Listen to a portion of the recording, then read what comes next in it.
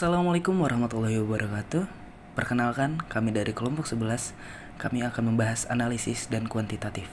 Sebelumnya, terima kasih kepada Bapak Muhammad Ridwan SEAK MSI selaku dosen metodologi penelitian ekonomi dan bisnis. Dan terima kasih juga kepada teman-teman sekalian yang telah bersedia untuk menonton video kami. Sebelum kita masuk ke materi, alangkah baiknya kita berkenalan terlebih dahulu. Perkenalkan, nama saya Arif Rizky Januar dengan nomor NPM 204020041. Saya sebagai moderator dan pemateri. Selanjutnya ada Muhammad Ramadan Azhar Somantri sebagai pemateri dengan nomor NPM 204020005. Untuk pembahasannya sendiri itu mengenai perkenalan analisis dan kuantitatif, contoh kasus, menyiapkan data untuk analisis, mendapatkan rasa untuk data, ukuran tendensi, sentral dan dispersi, perusahaan unggul bagian 1, menguji kebaikan ukuran 2, perusahaan unggul bagian 2. Nah, setelah data kuantitatif dikumpulkan dari sampel yang representatif dari populasi, langkah selanjutnya adalah menganalisisnya untuk menjawab pertanyaan penelitian kami. Namun, sebelum kita dapat mulai menganalisis data, beberapa langkah awal perlu diselesaikan. Ini membantu memastikan bahwa data akurat, lengkap, dan cocok untuk analisis lebih lanjut. Bab ini membahas langkah-langkah awal ini secara rinci. Selanjutnya, pedoman umum disediakan untuk menghitung dan menampilkan statistik deskriptif dasar. Cara termudah untuk mengilustrasikan analisis data adalah melalui kasus. Oleh karena itu, kami akan memperkenalkan kasus Excelsior Enterprises terlebih dahulu. Ini adalah contoh dari Excelsior Enterprises.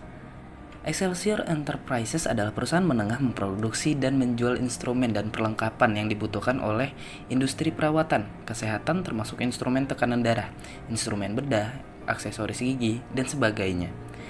Perusahaan dengan total 360 karyawan yang bekerja dalam 3 shift.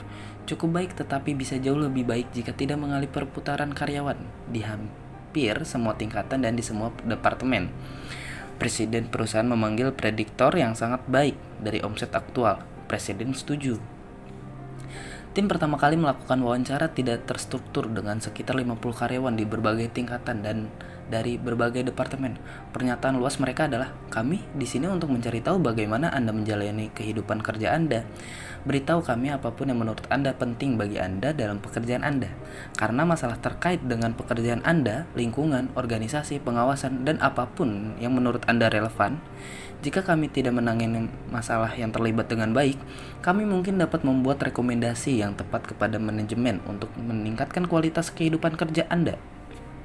Kami hanya ingin berbicara dengan Anda sekarang dan mengelola kuesioner. Setiap wawancara biasanya berlangsung sekitar 45 menit dan catatan tanggapan ditulis oleh anggota tim. Ketika tanggapan ditabulasikan, menjadi jelas bahwa masalah yang paling sering dikemukakan oleh responden dalam satu atau lain bentuk terkait dengan 3 bidang utama. Itu pekerjaan, karyawan mengatakan pekerjaan membosankan atau terlalu rumit, tidak ada kebebasan untuk melakukan pekerjaan seperti yang diinginkan, dan lain-lain. Ketidaksetaraan yang dirasakan seperti komentar seperti, "Saya memberikan lebih banyak pekerjaan daripada yang saya dapatkan." Dan kejenuhan komentar seperti, "Ada begitu banyak pekerjaan yang harus diselesaikan sehingga pada penghujung hari kita kelelahan secara fisik dan emosional. Kita sering merasa perlu mengambil cuti karena kelelahan dan lain-lain." Sebuah survei literatur menegaskan bahwa variabel-variabel ini adalah prediktor yang baik dari niat untuk pergi dan pergantian berikutnya. Selain itu, kepuasan kerja juga ditemukan menjadi prediktor penting dari niat untuk keluar. Kerangka teoritis dikembangkan berdasarkan wawancara dan survei literatur, dan 4 hipotesis dinyatakan kemudian dikembangkan. Selanjutnya, kuesioner dirancang menggabungkan langkah-langkah yang divalidasi dengan baik dan dapat diandalkan untuk penggayaan pekerjaan. Kesetaraan yang dirasakan, kelelahan, kepuasan kerja, dan niat untuk keluar. Kesetaraan yang dirasakan diukur dengan 5 item survei. Yang pertama, saya berinvestasi lebih banyak dalam pekerjaan saya daripada yang saya dapatkan darinya. 2. Saya terlalu memaksakan diri mengingat imbalan yang saya dapatkan. 3. Untuk upaya yang saya lakukan dalam organisasi, saya mendapatkan banyak imbalan. 4. Jika saya mempertimbangkan dedikasi saya, perusahaan seharusnya memberi saya lebih, baik tim peneliti untuk mempelajari situasi dan membuat rekomendasi atas masalah turnover. Karena akses mereka yang telah meninggalkan perusahaan akan sulit, tim peneliti menyarankan kepada presiden agar mereka berbicara dengan karyawan saat ini dan berdasarkan masukan dan survei literatur, mencoba mendapatkan faktor-faktor yang mempengaruhi niat karyawan untuk bekerja, tetap dengan atau meninggalkan perusahaan. Sejak penelitian sebelumnya telah menunjukkan bahwa niat untuk meninggalkan ITL adalah pelatihan, dan yang kelima, secara umum manfaat yang saya terima dari organisasi melebihi upaya yang saya lakukan. Pengayaan pekerjaan diukur pada skala Likert 4 item. Yang pertama, pekerjaan cukup sederhana dan berulang. Kedua, pekerjaan itu mengharuskan saya menggunakan sejumlah keterampilan yang kompleks atau tingkat yang lebih tinggi.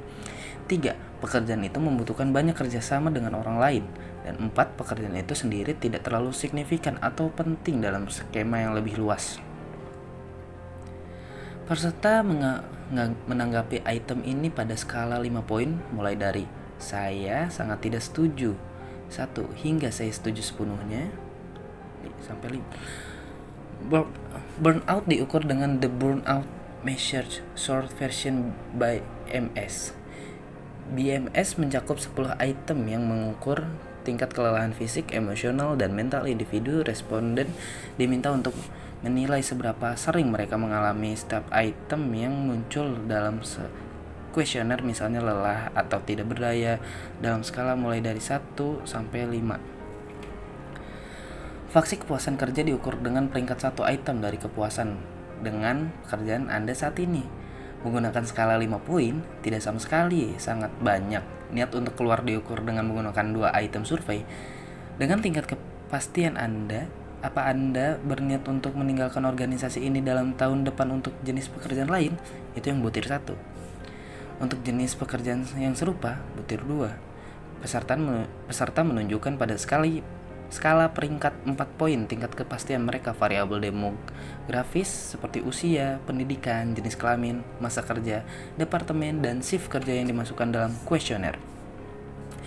Kuesioner yang diberikan secara pribadi kepada 174 karyawan yang dipilih berdasarkan stratified random sampling yang tidak proporsional. Jawaban dimasukkan ke dalam komputer. Setelah itu data diserahkan untuk dianalisis guna menguji hipotesis berikut yang dirumuskan oleh peneliti. Yang pertama, pengayaan pekerjaan berpengaruh negatif terhadap niat keluar. Kedua, persepsi ekuitas berpengaruh negatif terhadap niat keluar. 3. Burnout berpengaruh positif terhadap niat keluar. 4. Kepuasan kerja memediasi hubungan antara pengayaan pekerjaan, persepsi keadilan, dan kelelahan pada niat yang keluar.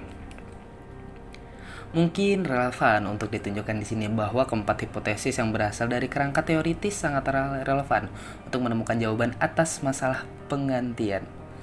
Hasil penguji hipotesis pasti akan menawarkan wawasan tentang beberapa banyak varian niat untuk pergi yang dapat dijelaskan oleh variabel independen dan tidak tindakan korektif apa jika ada yang perlu diambil.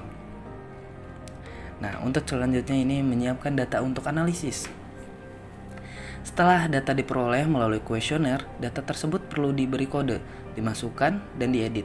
Artinya skema egorisasi kucing harus disiapkan sebelum data dapat diketik. Kemudian outlier, inkonsistensi, dan respon kosong. Jika ada harus ditangani dengan cara tertentu.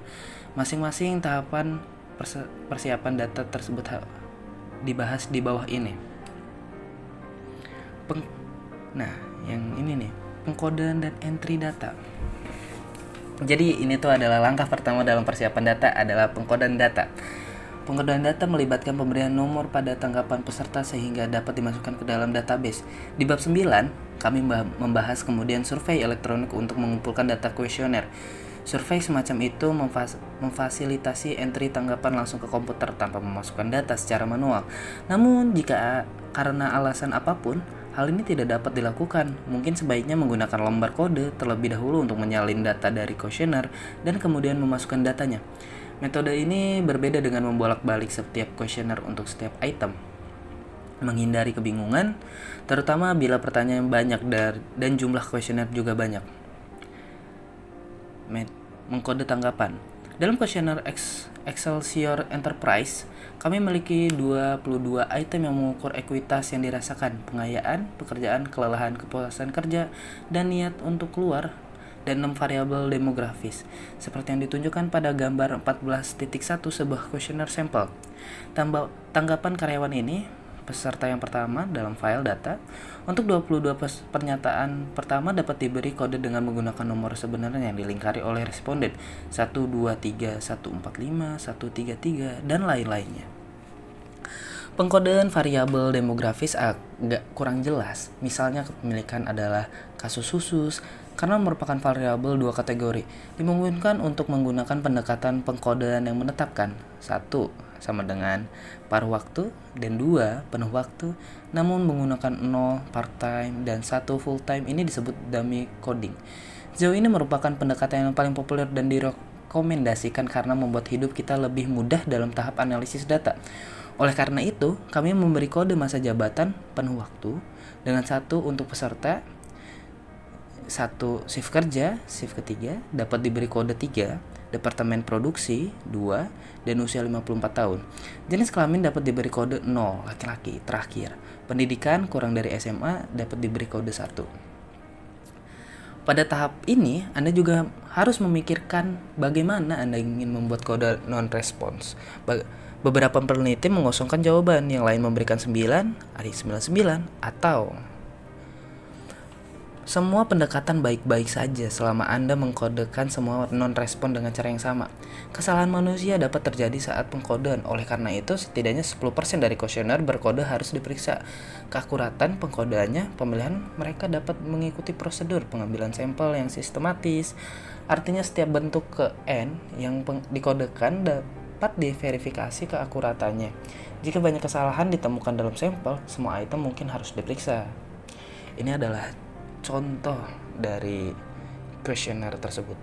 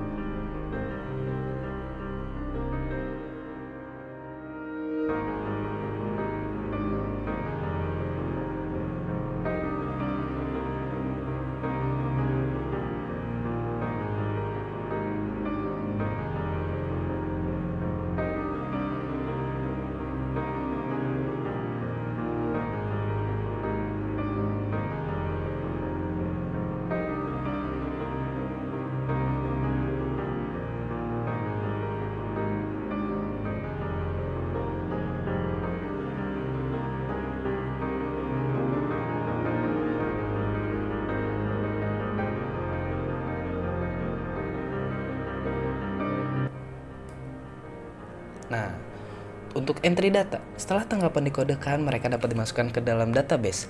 Data mentah dapat dimasukkan melalui program perangkat lunak apapun.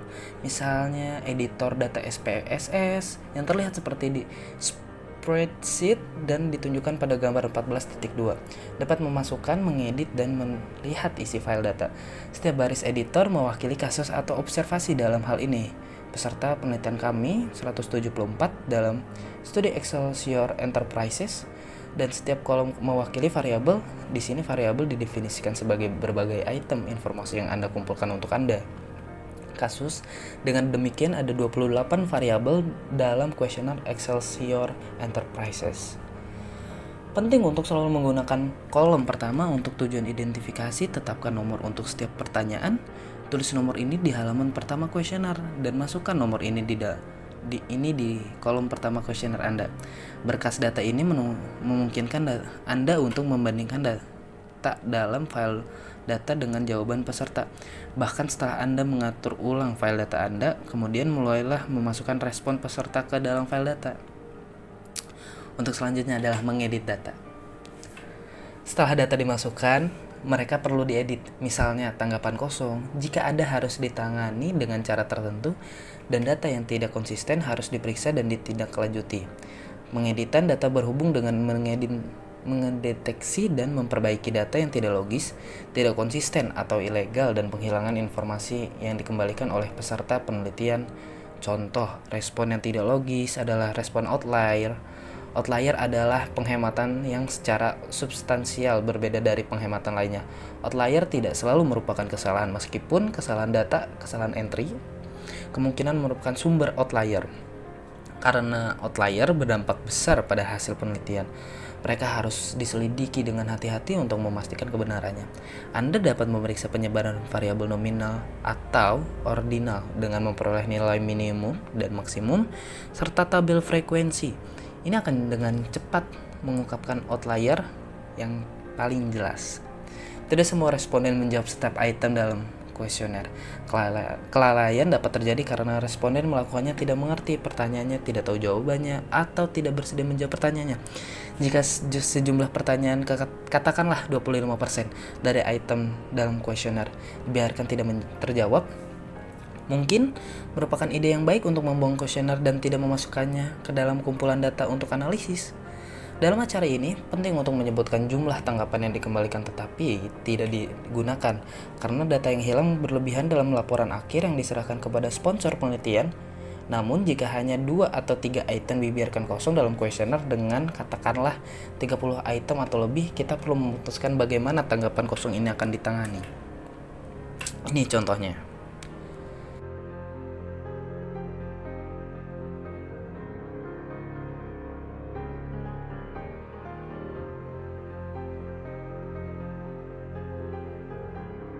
Nah, salah satu cara menangani respon kosong adalah dengan mengabaikannya saat analisis selesai. Pendekatan ini dimungkinkan di semua program statistik dan merupakan opsi default di sebagian besar program tersebut. Kerugian dari pendekatan ini adalah, tentu saja, ini akan mengurangi ukuran sampel, terkadang-kadang bahkan menjadi ukuran yang tidak sesuai setiap kali variabel tertentu terlibat dalam analisis. Selain itu, jika data yang hilang tidak hilang secara acak, metode ini dapat membiaskan hasil penelitian Anda. Untuk alasan ini, mengabaikan respon kosong paling cocok untuk contoh di mana kami telah mengumpulkan data dalam sejumlah besar, jumlah data yang hilang relatif kecil, dan hubungan sangat kuat sehingga tidak terpengaruh oleh data yang hilang. Itu menurut Hare, Anderson, Tatham, and Hitam tahun 1995. Untuk selanjutnya ini ada transformasi data. Transformasi data variasi pengkodan data adalah proses mengubah representasi numerik asli dari nilai kuantitatif ke nilai lain. Data biasanya diubah untuk menghindari masalah pada tahap selanjutnya dari proses analisis data. Misalnya, para ekonom sering menggunakan transformasi logaritmik agar data terdistribusi lebih merata. Jika misalnya data pendapatan yang seringkali tidak terdistribusi secara merata direduksi menjadi nilai logaritmiknya, pendapatan yang tinggi dibawa lebih dekat ke ujung bawah skala dan memberikan distribusi yang mendekati kurva normal. Nah, jenis lain dari transformasi data adalah penilaian terbalik. Ambil misalnya ukuran ketidakadilannya yang dirasakan dari kasus Excelsior Enterprises. Ketidaksetaraan yang dirasakan diukur dengan 5 item. Survei membuktikan 1. Saya berinvestasi lebih banyak dalam pekerjaan saya daripada yang saya dapatkan darinya. 2. Saya terlalu memaksakan diri mengingat imbalan yang saya dapatkan. 3. Untuk upaya yang saya lakukan dalam organisasi, saya mendapatkan banyak imbalan. 4. Jika saya mempertimbangkan dedikasi saya, organisasi seharusnya memberikan saya pelatihan praktis yang lebih baik. Dan yang terakhir, secara umum, manfaat yang saya terima dari organisasi melebihi upaya yang saya lakukan. Untuk item pertama, kedua, dan keempat, skor yang menunjukkan persetujuan tinggi adalah negatif. Tapi untuk pertanyaan ketiga dan kelima, skor yang menunjukkan persetujuan tinggi adalah positif. Untuk menjaga konsistensi dalam arti suatu tanggapan, item pertama, kedua, dan keempat harus diberi skor terbalik. Perhatikan bahwa kami mengukur ekuitas dan bukan ketidakadilan. Dalam hal ini, angka 5 saya sangat setuju akan diubah menjadi 1, saya sangat tidak setuju. Angka 4 menjadi 2 dan seterusnya. Nah, ini cara untuk mengganti di Excel.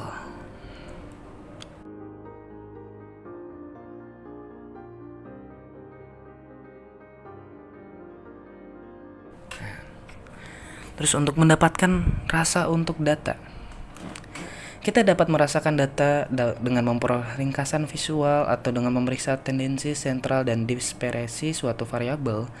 Kita juga bisa mengetahui data kita dengan memeriksa hubungan antara dua variabel. Dalam bab 12, kami menjelaskan bahwa operasi statistik yang berbeda pada variabel dimungkinkan bergantung pada tingkat pengukuran variabel. Tabel 14.1 merangkum hubungan antara tipe skala, analisis data, dan metode memperoleh ringkasan visual untuk variabel. Ini adalah contoh tabelnya.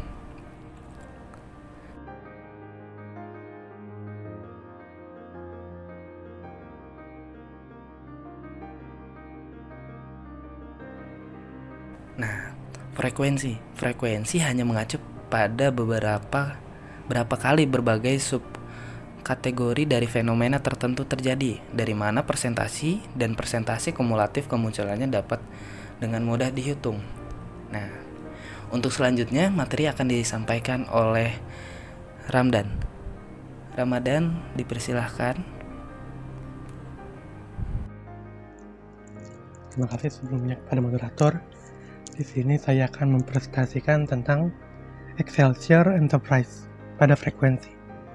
Untuk jumlah individu di berbagai departemen untuk sampel Excelsior Enterprise ditunjukkan pada output 14.1. Dari sini dapat dilihat bahwa produksi sekitar 28,1%, diikuti oleh departemen penjualan sebesar 25,3%, hanya 3 orang sebesar 1,7% yang berasal dari hubungan masyarakat, dan masing-masing 5 orang dari departemen keuangan pemeliharaan dan akuntansi masing-masing sebesar 2,9%. Dari rendahnya jumlah sampel di beberapa departemen tersebut merupakan fungsi dari total populasi yang sangat sedikit anggotanya di departemen tersebut. Dari frekuensi yang diperoleh untuk variabel lain, ditemukan 79,9% responden adalah laki-laki dan 20,1% perempuan. Sekitar 62% bekerja pada shift pertama, 20% pada shift kedua, dan 18% pada shift ketiga. Sekitar 16% responden bekerja paruh waktu dan 84% penuh waktu. Sekitar 8% memiliki ijazah kurang dari sekolah menengah atas, 39% ijazah sekolah menengah atas, dan 32% atas gelar sarjana. 20% gelar dan 1% memiliki dokumen gelar master toral. Oleh karena itu, kami memiliki profil karyawan di organisasi ini yang berguna untuk menggambarkan sampel di bagian metode. Laporan tertulis, lihat pada bab 17. Selanjutnya, Excelsior Enterprise, diagram batang, gambar 14.5, menyebutkan representasi grafis dari hasil yang tercantum dalam tabel di output 14.1. Distribusi frekuensi, bagian batang, histogram, dan bagian palm memberikan banyak informasi dasar tentang data. Ukuran tendensi sentral dan dispersi akan membantu kita untuk lebih memahami data kata di bahas selanjutnya. Gambarnya adalah seperti ini. Frekuensi dari menu pilih, terus ada statistik deskriptif, frekuensi, pilih variabel yang relevan. Nah, selanjutnya pilih yang diperlukan, statistik, bagian, format, atau untuk urutan hasil yang akan ditampilkan. Lanjutannya adalah seperti ini.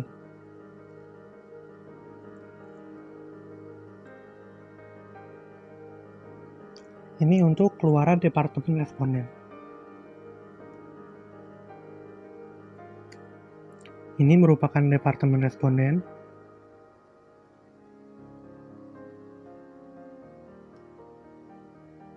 Dan selanjutnya akan membahas tentang ukuran tendensi sentral dan dispersi.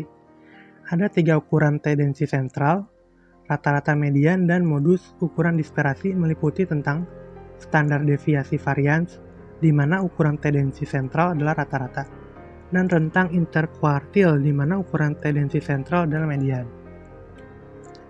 Ukuran tendensi sentral rata-rata, ukuran tendensi sentral yang menawarkan gambaran umum dari data tanpa perlu membajiri satu dengan masing-masing pengamatan dalam kumpulan data. Selanjutnya ada median, item sentral dalam kelompok pengamatan ketika mereka disusun dalam urutan naik atau menurun. Contohnya, untuk memeriksa bagaimana median ditentukan sebagai ukuran tendensi sentral. Yang ketiga ada modus. Dalam beberapa kasus, serangkaian pengamatan tidak memberikan representasi yang berarti baik melalui rata-rata atau median, tetapi dapat ditandai dengan fenomena yang paling sering terjadi. Selanjutnya ada ukuran dispersi. Ada rentang yang mengacu pada nilai ekstrim dalam satu set pengamatan. Kisarannya adalah antara 30 dan 50 untuk perusahaan A, penyebaran 20 unit, sedangkan kisarannya adalah antara 10 dan 70 unit, penyebarannya 60 unit, untuk perusahaan B. Ukuran dispersi lain yang lebih berempat adalah varians. Selanjutnya adalah varians. Dihitung dengan mengurangkan rata-rata dari setiap pengamatan dalam kumpulan data, mengambil kuadrat dari perbedaan ini, dan membagi totalnya dengan jumlah pengamatan. Selanjutnya ada standar deviasi. Standar deviasi. Ukuran dispersi lain untuk data skala interval dan rasio menawarkan indeks penyebaran distribusi atau variabilitas dalam data ini adalah ukuran dispersi yang sangat umum. Digunakan hanyalah akar kuadrat dan varian. Selanjutnya, ada deviasi rata-rata dan standar, merupakan statistik deskriptif yang paling umum untuk data berskala interval dan rasio. Standar deviasi bersama dengan rata-rata adalah alat yang sangat berguna karena aturan statistik berikut dalam segi distribusi normal. Seperti yang pertama, secara praktis semua pengamatan termasuk dalam 3 standar: deviasi, rata-rata, dan rata-rata. Yang kedua, lebih dari 90% pengamatan berada dalam 2 standar deviasi rata-rata. Yang ketiga, lebih dari separuh pengamatan berada dalam 1 standar deviasi rata-rata. Selanjutnya, ukuran dispersi lainnya. Ketika median merupakan ukuran tendensi sentral, persentil, desil, dan kuartil menjadi bermakna. Sama seperti median, membagi total bidang pengamatan menjadi 2 bagian yang sama, kuartil membaginya menjadi 4 bagian yang sama. Desil menjadi 10 dan persentil menjadi 100 bagian yang sama. Persentil berguna ketika data dalam jumlah besar seperti skor GRE atau GMAT ditangani. Ketika area pengamatan dibagi menjadi 100, bagian yang sama terdapat 99 titik persentil. Skor apapun akan diberikan memiliki probabilitas 0,01 bahwa itu akan jatuh di salah satu poin tersebut. Jika skor John berada di persentil ke-16, ini menunjukkan bahwa 80% dari mereka yang mengikuti ujian mendapatkan skor lebih baik daripada dia, sementara 15% lebih buruk.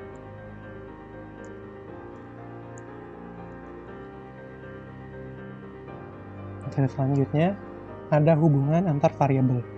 Dalam sebuah proyek penelitian yang mencangkup beberapa variabel, selain mengetahui statistik deskriptif variabel, kita sering ingin mengetahui bagaimana satu variabel terkait dengan yang lain. Artinya, kami ingin melihat sifat arah dan pentingnya hubungan bivariat dari variabel yang digunakan dalam penelitian ini, yaitu hubungan antara 2 variabel di antara variabel yang disadap dalam penelitian ini. Tes non-parametik tersedia untuk menilai hubungan antara variabel yang diukur pada skala nominal atau ordinal. Korelasi peringkat Spearman dan korelasi peringkat Kendall digunakan untuk menguji hubungan antara 2 variabel ordinal. Arti korelasi digunakan untuk menguji hubungan antara variabel interval dan atau rasio. Hubungan antara variabel nominal, uji Y2. Terkadang kita mungkin ingin mengetahui apakah ada hubungan antara 2 variabel nominal atau apakah keduanya independen satu sama yang lain. Sebagai contoh, apakah menonton iklan produk di televisi berhubungan dengan pembelian produk tersebut oleh individu? Yang kedua, apakah jenis pekerjaan yang dilakukan individu, pekerjaan kera putih atau pekerjaan kera biru, merupakan fungsi dari warna kulitnya, putih atau bukan putih? Perbandingan semacam itu dimungkinkan dengan mengatur data berdasarkan kelompok atau kategori dan melihat apakah ada hubungan yang signifikan secara statistik. Korelasi. Matriks korelasi Pearson akan menunjukkan arah, kekuatan, dan pentingnya hubungan bivariat di antara hubungan variabel yang diukur pada tingkat interval atau rasio. Korelasi diperoleh dengan menilai variasi dalam satu variabel, karena variabel lain juga bervariasi.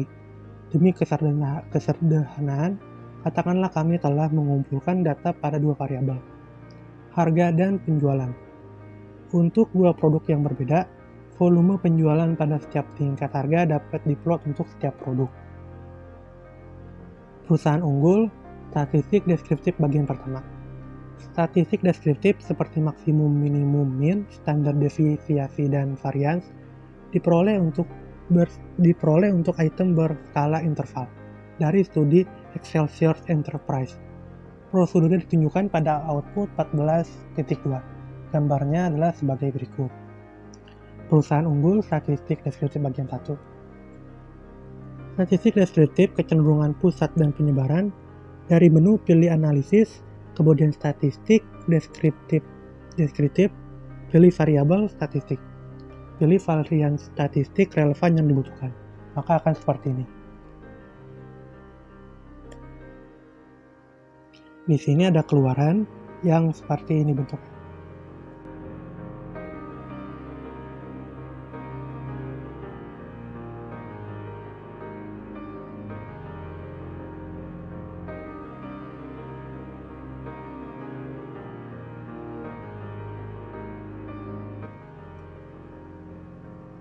Selanjutnya, menguji kebaikan ukuran atau keandalan.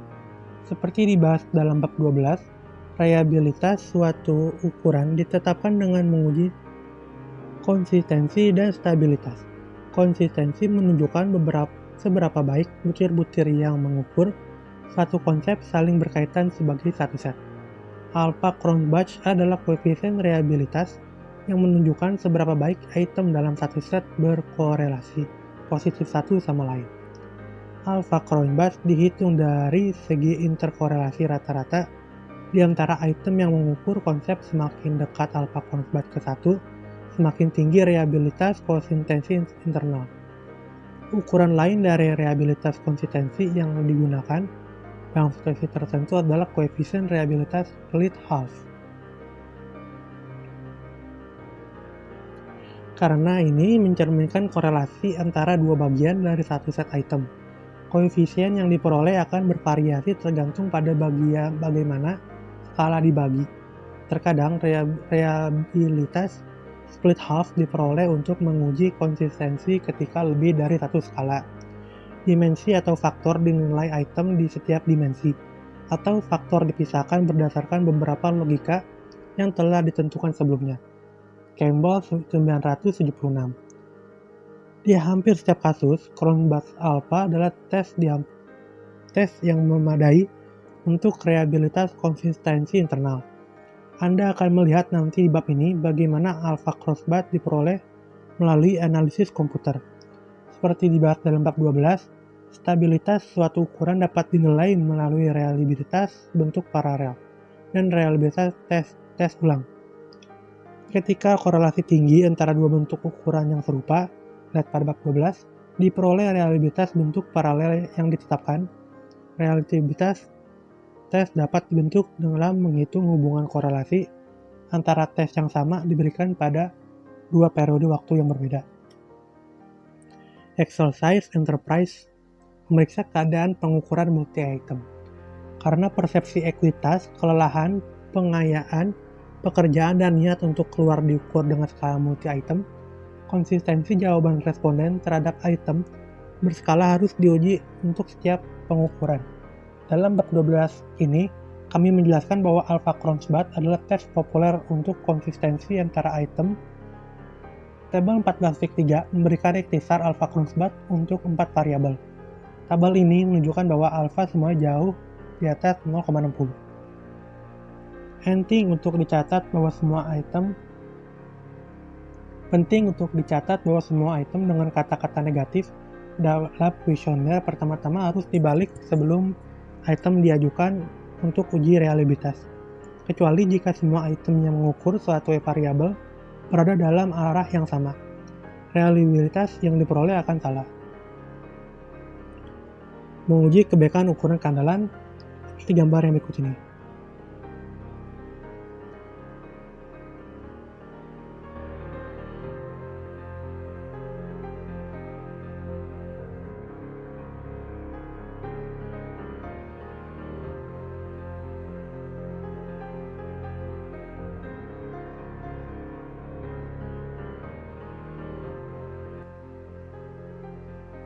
Selanjutnya adalah keabsahan. Validitas faktorial dapat dibentuk dengan mengirimkan data untuk analisis faktor. Hasil analisis faktor atau teknik multivarian akan mengkonfirmasi muncul atau tidaknya dimensi yang diteorikan. Selanjutnya ada validasi konvergen. Dapat ditetapkan ketika ada tingkat korelasi yang tinggi antara dua sumber yang berbeda, menanggapi ukuran yang sama. Selanjutnya, validasi terkait kriteria. Dapat ditetapkan dengan menguji kekuatan ukuran untuk membedakan individu yang diketahui berbeda. Selanjutnya, validitas diskriminian. Dapat dibangun ketika dua konsep yang jelas berbeda tidak berkorelasi satu sama lain. Misalnya keberanian dan kejujuran kepemimpinan dan motivasi sikap dan perilaku. Michael Lau 2020. Selanjutnya, perusahaan unggul statistik deskriptif bagian 2. Setelah skor baru untuk ekuitas yang dirasakan, pengayaan pekerjaan, kelelahan, dan niat untuk keluar telah dihitung, kami siap untuk menganalisis data lebih lanjut. Statistik deskriptif seperti maksimum, minimum, rata-rata, standar deviasi, dan varian akan dapat diperoleh untuk multi-item variabel, independen dan dependen, berskala interval. Terlebih lagi, matrik korelasi juga dapat diperoleh untuk memeriksa bagaimana variabel dalam model kita terkait satu sama lain. Gambarnya seperti berikut ini.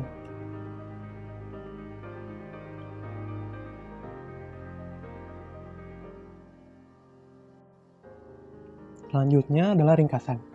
Tujuan pembelajaran 1. Menunjukkan kemampuan menyiapkan data untuk analisis kuantitatif. Setelah data kuantitatif terkumpul, langkah selanjutnya adalah menganalisisnya untuk menjawab pertanyaan penelitian. Namun sebelum data dapat dianalisis, data tersebut perlu diberi kode, dimasukkan dan diedit skema kategorisasinya. Harus disiapkan sebelum data dapat diketik. Kemudian outlier, inkonsistensi, dan tanggapan kosong. Jika ada, harus ditangani dengan cara tertentu. Dalam formasi data, langkah selanjutnya adalah variasi perkodaan data. Itu adalah proses mengubah representasi numerik asli dari nilai kuantitatif ke nilai lain.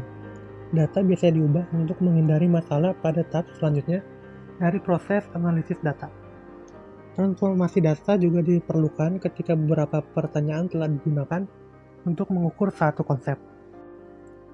Tujuan pembelajaran kedua, mendeskripsikan berbagai proses yang dapat digunakan untuk merasakan data dalam sebuah penelitian.